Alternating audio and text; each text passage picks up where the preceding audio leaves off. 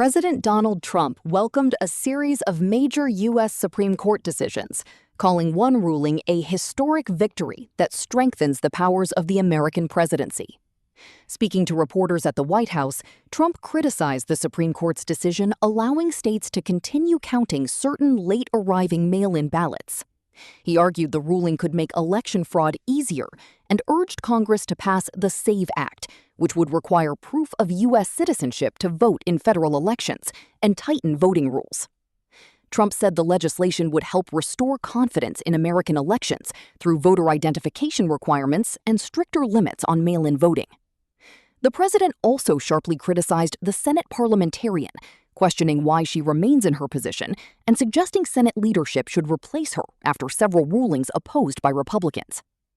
However, Trump reserved his strongest praise for the Supreme Court's decision in the Slaughter case. He said the ruling confirms that presidents have the authority to remove leaders of independent federal agencies, describing it as one of the most significant constitutional decisions in decades. According to Trump, the decision restores powers that belong to the presidency and will have a lasting impact on future administrations.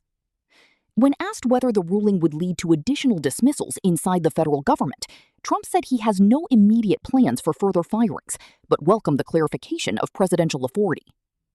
Reporters also questioned Trump about the upcoming Supreme Court decision on birthright citizenship.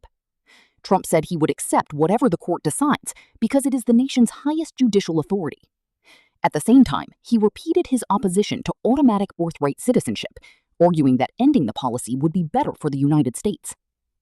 The Supreme Court is expected to issue its ruling on birthright citizenship in the coming days, making it one of the most closely watched legal decisions of the year.